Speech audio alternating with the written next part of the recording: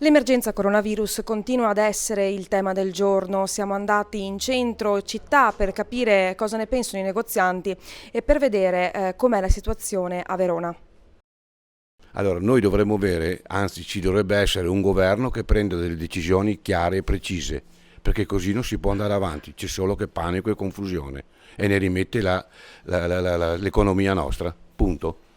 È un calo pazzesco, si lavora molto di meno rispetto ad altri giorni, troppo allarmismo, si nota effettivamente tanto, tanto panico, posso dire solo questo, c'è tanta gente che preferisce rimanere in casa, che giustamente è così, ma dall'altro lato bisogna fare qualcosa. Sicuramente c'è stato un calo, noi abbiamo qui in Corso Portanuova delle strutture ricettive dove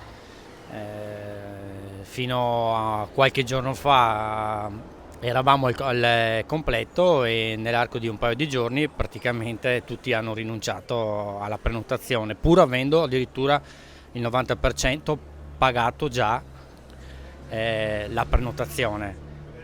E le prenotazioni che arrivano in questo momento sono tutte prenotazioni verso maggio-giugno, però viviamo un po' la giornata perché sinceramente qui non